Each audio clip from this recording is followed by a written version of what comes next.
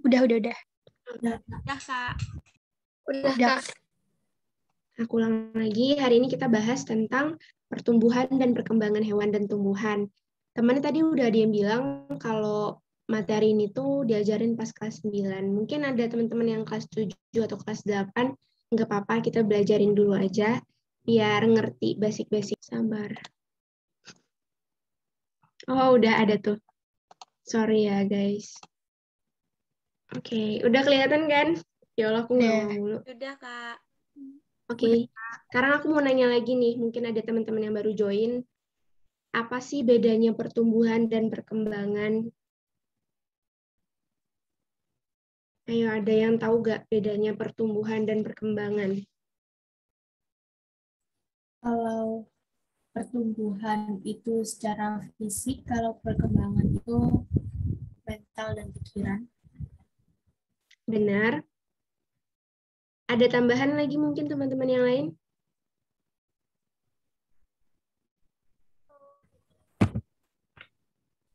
Kalau perkembangan bersifat kuantitatif yang artinya tidak dapat diukur atau dihitung dengan angka. Pertumbuhan dapat Itu tadi siapa? Maaf, suaranya kecil banget.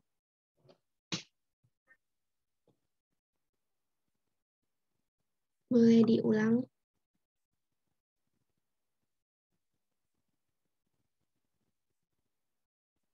Nah, kok hilang jadinya? Oke, aku bahas aja ya bedanya pertumbuhan dan perkembangan. Nah, pertumbuhan ini benar yang dibilang temennya tadi, tapi aku ada tambahan, pertumbuhan ini biasanya fokus pada peningkatan kuantitatifnya. Sedangkan perkembangan fokus pada peningkatan kualitatif dan kuantitatif. Nah, kuantitatif itu apa? Kuantitatif itu berdasarkan angka. Contohnya kan kalau pertumbuhan, kalian tumbuh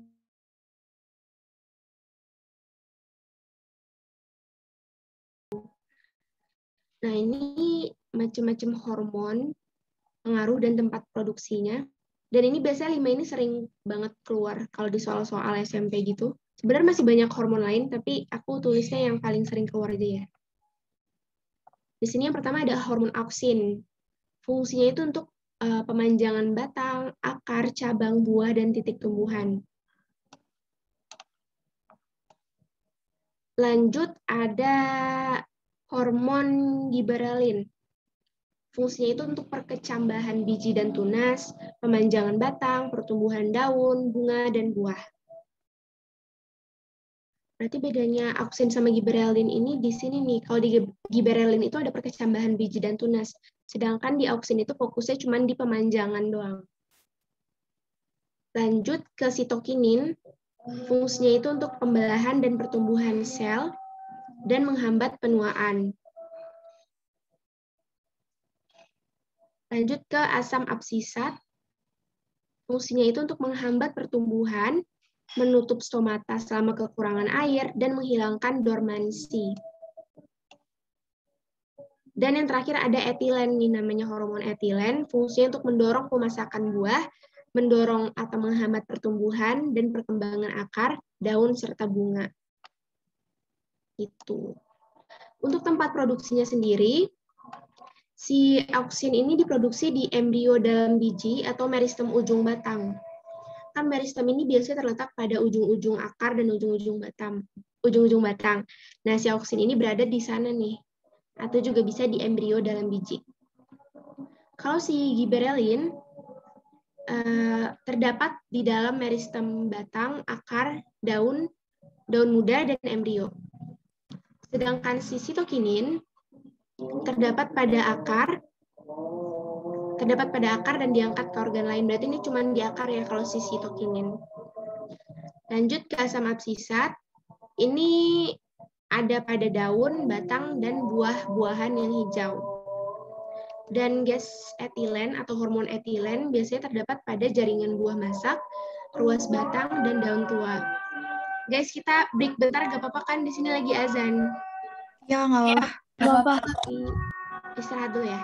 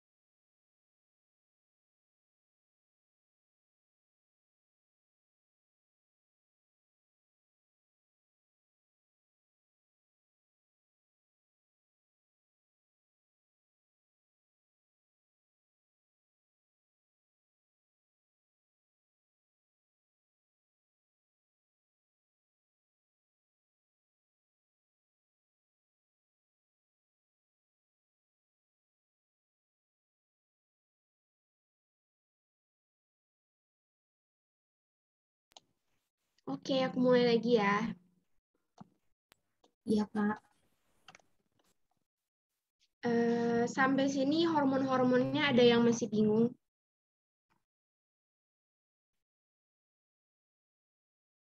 Enggak, Pokoknya, Kak. iya, kenapa? Oh, udah mengerti. Oke. Mungkin buat lebih jelasnya, auksin itu fungsinya fokus kepada pemanjangan, gibberellin itu untuk perkecambahan, sitokinin ini untuk pembelahan dan menghambat penuaan tumbuhan. Lalu asam absisat ini fokusnya kepada menghambat pertumbuhan, menutup stomata, dan menghilangkan dormansi. Terus etilen ini fokusnya untuk mendorong pemasakan buah dan mendorong atau menghambat pertumbuhan bagian-bagian tumbuhan. Aku next ya. Di sini ada tahapan pertumbuhan dan perkembangan tumbuhan. Nah, tahapan yang pertama ini ada namanya perkecambahan. Perkecambahan ini artinya proses awal pertumbuhan dari suatu tumbuhan tersebut, yang mana terjadi karena pertumbuhan radikula. Radikula ini calon akar, dan plumula. Plumula ini calon batang. Di dalam tumbuhan, perkecambahan itu dibagi jadi dua. Ada namanya epigel dan hipogel, kayak gambar yang di samping nih. Nih, bisa kalian bedain ya, epigel dan hipogel. Mungkin bedanya yang bisa kalian amati, kalau epigel ini yang memanjang itu adalah batang di bawah kotiledon. Ini kan kotiledonnya nih. Batang yang memanjang itu di bawah sini. Jadi akibatnya itu kotiledonnya seolah-olah terdorong ke atas dan akhirnya keluar dari tanah. Berarti yang memanjang di epigel adalah bagian bawah dari si kotiledon ini. Sedangkan si hipogel, bagian yang memanjang itu adalah bagian yang di atas kotiledonnya. Kan kotiledon ini yang bulat ini. Bagian yang memanjang itu yang di atasnya ini. Jadi ya otomatis kotiledon itu tetap berada dalam tanah dan nggak seperti epigel. Kalau epigel tadi kan kotiledonnya terdorong ke atas istilahnya gitu kan. Jadi gitu. Pokoknya yang perlu kalian ingat untuk bedainnya, epigel itu bagian yang memanjang itu bagian yang di bawah kotiledon, sedangkan hipogel bagian yang di atas kotiledon. Contoh dari tanaman epigel adalah kacang hijau, ubi kayu, dan kentang. Dan lagi. Terus sedangkan si hipogel ini, contohnya itu ada kacang kapri, jagung, kurma, terus padi, dan jahe. Ini harus kalian hafal sih contoh-contoh tumbuhannya. Lanjut ke pertumbuhan primer. Pertumbuhan primer ini terjadi akibat aktivitas jaringan meristem primer. Ada yang ingat gak nih yang masuk kelas aku minggu-minggu sebelumnya nih? Aku kan pernah bahas meristem primer apa? Ayo, apa aku sekalian review materi?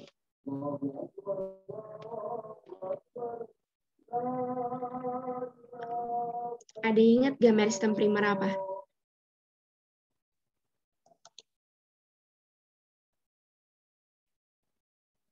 Lupa-lupa inget. Oke, gak apa-apa. Duh, ini kok malah ngebug ya? Oke. Jadi, meristem primer ini adalah jaringan muda yang aktif membelah. Sedangkan si meristem sekunder, yang mana terdapat pertumbuhan sekunder, meristem sekunder ini kebalikan dari meristem primer, yang mana artinya itu jaringan yang udah dewasa dan sudah berhenti tumbuh, berarti dia nggak aktif lagi membelah. Tetapi si meristem sekunder ini kembali menjadi jaringan embrional namanya. Pokoknya bedainnya meristem primer itu jaringan yang masih muda dan aktif membelah, sedangkan meristem sekunder ini jaringan yang udah dewasa dan sudah tidak aktif membelah dan sudah berhenti pertumbuhannya. Biasanya meristem primer ini terdapat pada ujung-ujung batang, ujung akar, ujung daun, pokoknya ujung-ujungan. Lanjut ada yang keempat, pertumbuhan terminal. Pertumbuhan terminal ini terjadi pada ujung akar dan ujung batang tumbuhan berbiji yang aktif tumbuh. Nah, biasanya pertumbuhan terminal ini ada 3 zona nih. Ada namanya zona meristematik, zona daerah pemanjangan, dan zona diferensiasi namanya. Kalau zona meristematik ini tugasnya yaitu tempat terbentuknya sel-sel baru. Yang kedua ada namanya sel pemanjangan, sama kayak namanya, berarti dia fungsi itu untuk memanjangkan bagian-bagian dari tumbuhan, dari jaringan-jaringan tumbuhan. Nah, yang ketiga ini ada namanya diferensiasi. Diferensiasi ini sama halnya kayak pembelahan gitu, yang mana zonanya itu terletak di bawah daerah pemanjangan. Berarti zona diferensiasi ini letaknya paling bawah. Gitu. Sampai sini ada yang mau ditanyain dulu tentang tahapannya?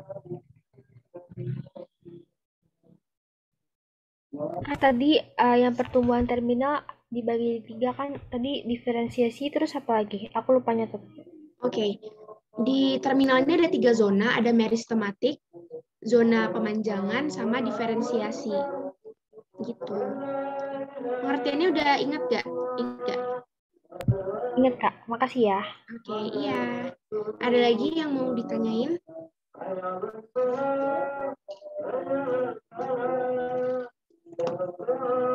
Gak ada ya, aku next. Nih, aku masuk lagi ke bagian-bagian hewan. Yang tadi tumbuhan udah selesai dan masuk ke hewan. Nah, diawali dengan tahapan-tahapan juga nih. Tahapan dari pertumbuhan dan perkembangan hewan. Yang mana di sini ada pembelahan, morula, blastula, gastrula, embrio. Mungkin kalian udah ada yang familiar sama ini, tapi mungkin ada juga yang belum familiar. Jadi ya aku jelasin ulang. Ini gambar-gambar ini beda gambar nih ya. Maksudnya gimana ya? Ya antara manusia, katak, dan bulu babi ini contoh-contoh gambarnya karena berbeda. Kalau pembelahan ini sel yang udah aktif melebur, biasanya dia akan membelah menjadi bagian-bagian ini. Yang pertama ada namanya morula. Morula ini adalah zigot bersel tunggal, yang mana selnya akan membentuk cara mitosis dan membentuk sel baru yang padat disebut dengan blastomer. Nah, ada yang tahu gak mitosis dan meiosis nih? Bedanya apa? Atau pengertiannya deh? Mitosis dan meiosis. Yang identik dengan induknya, kalau mitosis hasilnya 2N, kalau meiosis hasilnya kalau mitosis hasilnya 2N, kalau meiosis hasilnya N. Oke, iya benar. Jadi mitosis itu hasilnya 2N, sedangkan meiosis itu hasilnya N. Mungkin lebih jelasnya pengertiannya, mitosis itu adalah mitosis ini menghasilkan 2 anak sel yang bersifat diploid. Diploid ini yang disebut tadi 2N dengan informasi genetik yang identik. Contohnya nih misalkan pokoknya antara induk dan anakan itu informasi identiknya itu sama gitu. Terus yang kedua ini mitosis juga memiliki jumlah kromosom yang sama dengan induknya. Sedangkan meiosis ini menghasilkan 4 sel anakan yang bersifat haploid. Haploid ini yang disebut tadi atau bisa juga N, dan jumlah kromosom anaknya setengah dari jumlah kromosom induknya. Kalau mitosis tadi kan kalau misalkan kromosom induknya A, nanti kromosom anaknya juga A. Sedangkan kalau meiosis ini, kalau misalkan kromosom induknya A, berarti kromosom anaknya itu setengah dari kromosom induknya, jadi setengah A, gitu bedanya sih. Gitu. Aku lanjut ke yang kedua nih, blastula. Blastula ini adalah bentuk lanjutan dari morula yang mengalami perkembangan. Dan terbentuknya rongga nih, kayak gini kan ada rongga-rongganya. di bawah piringan germinal namanya yang memisahkan dengan kuning telur. Gitu. Pokoknya morula ini bentuk lanjutan dari blastula ini bentuk lanjutan dari morula, karena morula ini kan tadi menghasilkan blastomer ya, menghasilkan blastomer. Blastomer itu yang akan berkembang biak menjadi blastula. Lanjut ke gastrula. Gastrula ini fase dirombaknya sel blastula menjadi 3 lapisan. 3 lapisan ini kita sebut dengan lapisan embrionik yang nantinya akan berkembang menjadi 3 nih, ada exoderm, ada mesoderm, dan ada endoderm. Jadi gastrula ini cikal bakal awalnya terbentuk suatu embrio. Nah, habis dari gastrula ada namanya embrio. Embrio ini udah dalam bentuk jadi nih, udah setengah jadi. Yang mana artinya itu tahap awal perkembangan makhluk hidup saat berada di dalam telur atau di dalam rahim induknya. Gitu. Bedanya udah jelas sampai sini, morula, blastula, gastrula, dan embrio. Kakak Intan mau nanya. Iya, boleh. Tadi yang gastrula itu fase Kenapa? Boleh diulang nggak? yang gastrula itu fase apa ya? Aku ketinggalan. Gastrula ini fase dirombaknya sel blastula menjadi tiga lapisan. Ada exoderm, mesoderm, dan endoderm. Oke, terima kasih. Iya. Oke, aku next ya. Kalau ada yang mau nanya, potong aja di tengah-tengah, nggak apa-apa. Lanjut, kalau ngomong tentang pertumbuhan dan perkembangan hewan, ada namanya metamorfosis dan metagenesis. Metamorfosis ini adalah hewan yang mengalami perubahan bentuk dalam siklus hidupnya. Kalian udah pada familiar juga kan, pas SD juga udah pernah belajar, ada metamorfosis sempurna dan metamorfosis tidak sempurna. Metamorfosis sempurna ini biasanya tahapan itu ada telur, larva, pupanya atau kepompong, lalu ada namanya hewan dewasa atau imago. Contoh dari metamorfosis sempurna ini ada kupu-kupu, lalat, nyamuk, terus lebah, dan kumbang. Sedangkan metamorfosis tidak sempurna, ini biasanya tahapan itu lebih sedikit daripada si tahapan metamorfosis sempurna, yaitu biasa dari telur, terus nimfa, dan imago. Jadi di sini nggak ada yang namanya pupa atau kepompong. Nah, nimfa itu apa? Nimfa ini serangga yang baru menetas, atau istilahnya kayak hewan yang masih mudanya lah. Lalu berkembang biak menjadi imago. Imago ini hewan dewasanya. Contoh dari metamorfosis tidak sempurna ini ada jangkrik, kecoa, dan belalang. Nah, lanjut ke metagenesis nih. Metagenesis ini agak ribet sih sebenarnya ngafalnya, soal banyak kan beda-beda hewan, beda-beda tumbuhan, beda juga metagenesisnya. Nah, arti dari metagenesis itu adalah siklus hidup tumbuhan yang mengalami pergantian antara fase sporofit dan fase gametofit. Fase sporofit ini adalah fase yang dimana menghasilkan spora, sedangkan fase gametofit ini menghasilkan gamet, sama kayak namanya. Sel gamet ini kalau di dalam Indonesia itu sel kelamin ya. Jadi gitu. Terus kalau di fase sporofit ini biasanya generasinya diploid atau 2N, sedangkan si gametofit ini biasa generasi haploid atau N. Ini di sini ada tabel yang sering keluar juga. Nggak tahu sih, pas zaman aku sering keluar soalnya. Ini tuh tahapan metagenesis lumut yang wajib juga kalian hafal tentunya. Dari spora ini berkembang biak menjadi protonema, yang mana di sini masih N ya, atau masih bersifat haploid. Lalu dari protonema atau lumut muda ini berkembang biak menjadi tumbuhan lumut dewasa. Nah, dari sini tumbuhan lumut dewasanya itu udah mempunyai alat kelamin nih. Ada namanya archegonium dan antheridium kalau di tumbuhan paku. Tumbuhan lumut, sorry. Jadi archegonium ini sama kayak betinanya, antheridium ini sama kayak jantannya. Archegonium menghasilkan sel telur, antheridium ini menghasilkan spermatozoid. Nah, dari dua ini kalau dileburkan menghasilkan zigot. Zigot ini udah bersifat diploid, yang mana 2N kan diploid itu. Jadi sel telur dan sel spermatozoid melebur menjadi zigot yang mana sudah bersifat diploid. Lalu dari zigot ini terbentuklah sporofit atau sporongium. Dari sporofit dan sporongium tersebut terbentuklah sporangium. Dan balik lagi ke awal, sporangium itu menghasilkan spora dan seterusnya. Sampai sini udah paham, guys? Ini paling penting ya, metagenesis ini harus kalian hafal tahapannya. Paham, Kak? Udah paham nggak? Oke. Pokoknya ya dihafal dari spora, protonema, gametofit. Dari sini ada namanya archegonium, antheridium, lalu melebur jadi zigot, terus menghasilkan sporofit dan sporangium terakhir. Aku next. Di sini ada tahapan metagenesis ubur-ubur. Ini juga ubur-ubur nih sering keluar.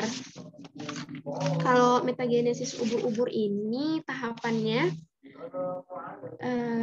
sperma itu keluar dari medusa jantan. Ini medusa ini kan ada medusa jantan dan medusa betina. Jadi sperma itu keluar dari medusa jantan untuk membuahi sel telur dari si medusa betina, lalu menghasilkan zigot nanti. Nanti di sini ada zigot dari gamet, zigot gitu. Nah, dari zigot itu berkembang biak menjadi bersilia atau disebut planula. Bersilia ini yang maksudnya kayak duri-duri ini ya, guys. Jadi, ya dari zigot berkembang biak menjadi larva bersilia atau disebut dengan planula. Lanjut, planula tersebut akan menetap di dalam bentuk polip nih. Ini namanya bentuk polip yang mana dinamain dengan fase skifistoma. Ini namanya skifistoma. Jadi dari planula ini hinggap ke dalam substrat yang berbentuk polip dan dinamai dengan skifistoma. Nah, dari skifistoma tersebut berkembang biaklah menjadi si strobila. Strobila muda nih, atau polip muda. Lalu polip muda ini berkembang biak menjadi polip dewasa atau strobila dewasa. Dan strobila ini nantinya kalau udah dewasa bakal bereproduksi aseksual membentuk yang namanya evira. Evira ini adalah medusa muda atau ubur-ubur yang masih muda. Nanti lanjut lagi berkembang biak menjadi ubur-ubur dewasa dan seterusnya. Nah, ini sama kayak yang tadi nih, ini cuma bedanya gambar aja. Kalau ini tuh metagenesis lumut. Oke, aku nggak jelasin ulang ya, ini soalnya sama aja. Sampai sini udah jelas nggak? Aku nanti mau nanya satu orang loh tentang metagenesis ini tahapannya. Ada yang mau ditanyain dulu nggak? Nanti siapa tahu kalian ketunjuk gitu. Kak, tadi nama tahapan yang dari planula ditangkap sama si yang tahapan selanjutnya tuh ini nih, skifistoma. Iya, skifistoma. Ini Inggrisnya skifistoma. Oke Kak, makasih ya. Ya, dari planula ini ke skifistoma ini pokoknya planula tersebut nempel atau hinggap di dalam substrat yang namanya substrat berbentuk polip dan dinamai dengan tahapan skifistoma. Gak ada yang nanya, aku next ya. Ini udah selesai deh, kita masuk ke soal. Oke, masuk ke soal. Ini soalnya kalian mau gimana nih sistemnya? Bahas bareng-bareng aja atau aku tunjuk lagi nih kayak pertemuan sebelumnya? Tunjuk aja. Seru. Kenapa? Bahas aja, Kak. Bahas aja. Bahas aja ya kali ini. Oke. Yang pertama, berikut ini faktor eksternal yang tidak mempengaruhi pertumbuhan serta perkembangan tumbuhan adalah yang mana nih faktor eksternal yang tidak mempengaruhi?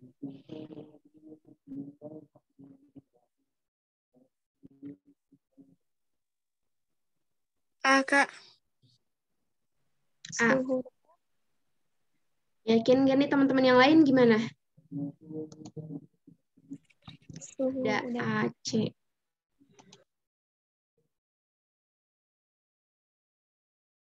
Ayo, apa ya?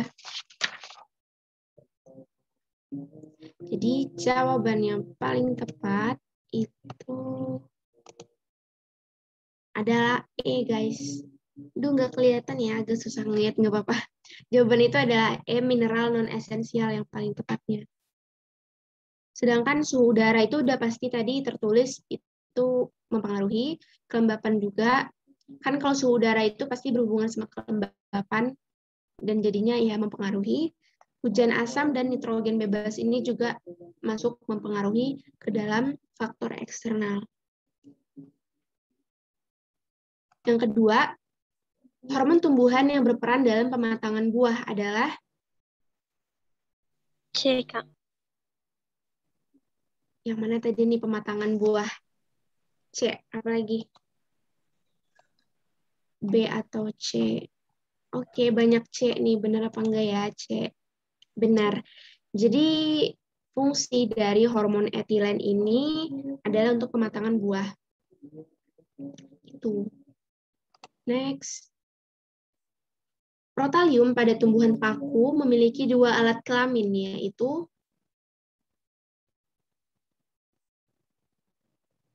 tadi ada di ini nih, di tahapannya.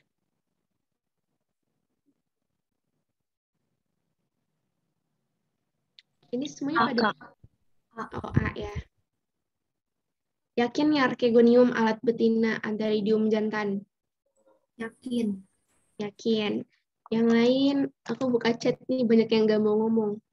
B. Duh, banyak yang B. Jawaban itu A ya, guys. Jadi Archegonium ini adalah alat kelamin betina, sedangkan Antheridium ini alat kelamin jantan. Jangan kebalik. Archegonium, arche betina, ante jantan.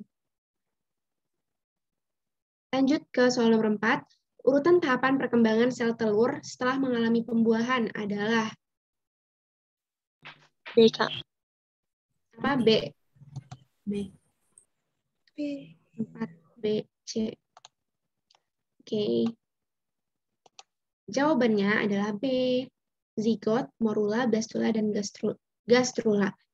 Tahapannya itu dari pembuahan, ada zigot, morula, blastula, gastrula. Next ya. Pernyataan yang benar mengenai perkembangan adalah, nih tadi aku jelasin di awal.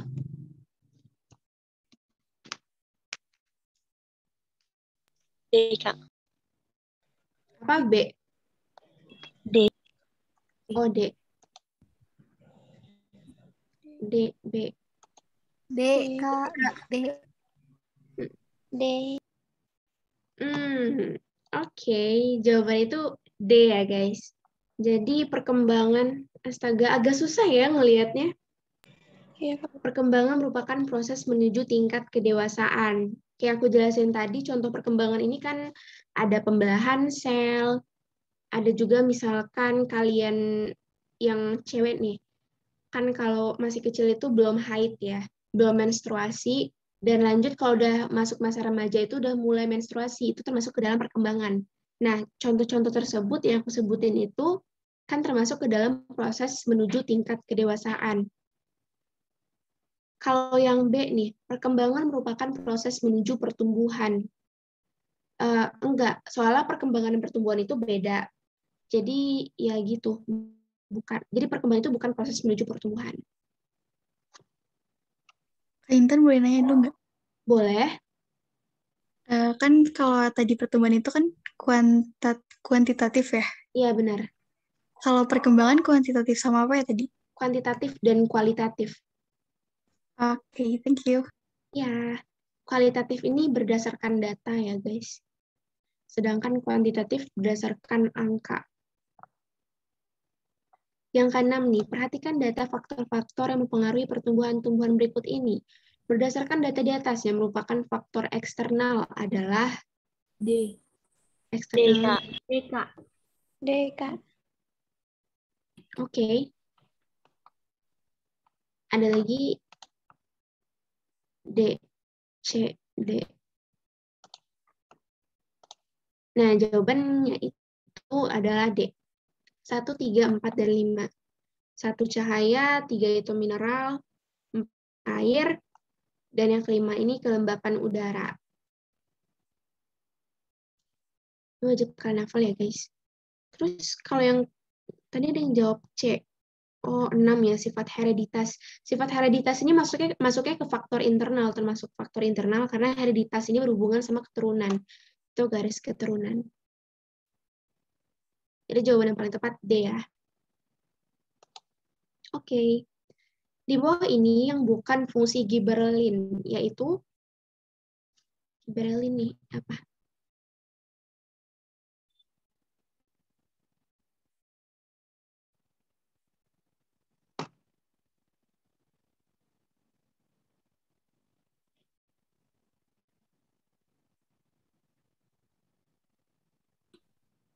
C, Kak. Apa C? A, Kak. A, beragam nih. D, doa CD nih guys. A,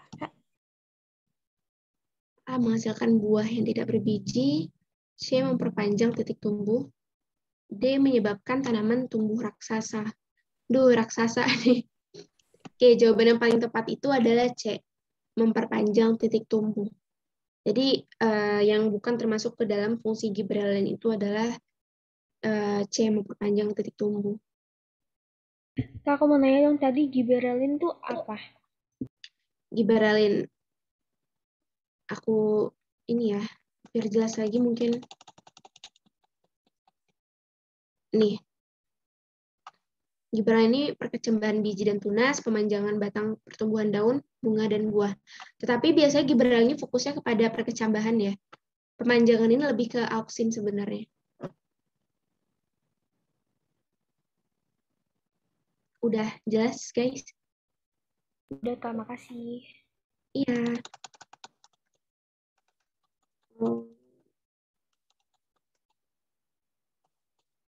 Oke, soal ke-8. Udah kasih tahu nih. Di bawah ini yang bukan termasuk hormon pemacu pertumbuhan. Tumbuhan ialah A.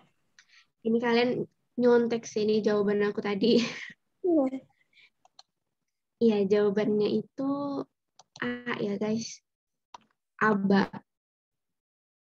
Iya, A ini juga masuk ke dalam hormon pemacu pertumbuhan, tapi tadi nggak aku jelasin karena jarang keluar biasanya. Jadi gas etilen, gibberellin, sitokin ini udah pasti kan masuk tadi di slide. Lanjut ke next soal. Nih ada tabel nih sama persis sama tabel tadi. Bagian X, Y, Z adalah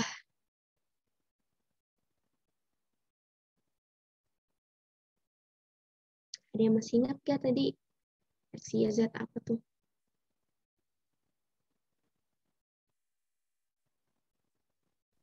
D, Kak. D. Apa? B, D, D, D. Kak. D. Oke. Di chat pada jawab apa nih? Pada jawab D juga. Benar. Jadi jawaban itu D. Protalium, antheridium, dan tumbuhan paku. Kenapa enggak? B, B-nya juga agak ngecoh ya. Protalium, tumbuhan paku dulu nih tapi. Pokoknya kalian ingat aja kalau udah dibagi dua gini dari X ke Y dan archegonium berarti ya sebelahnya antheridium. Kalau udah dibagi dua itu berarti itu udah masuk ke dalam sel-sel gametosisnya. Iya. Betina dan jantan gitu. Lanjut ke soal nomor 10. Perhatikan daur metamorfosis katak berikut. Pergantian organ pernafasan ini terjadi pada tahap dari insang menjadi paru-paru. Kira-kira yang mana? D. Yang lain gimana? Kak.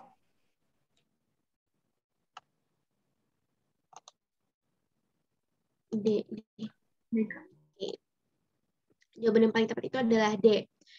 Dari tahap 4 ke tahap 5.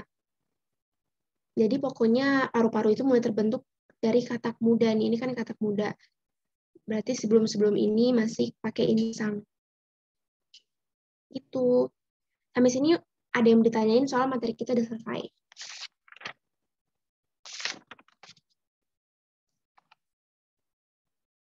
Ada yang masih kurang jelas, ditanyain nggak?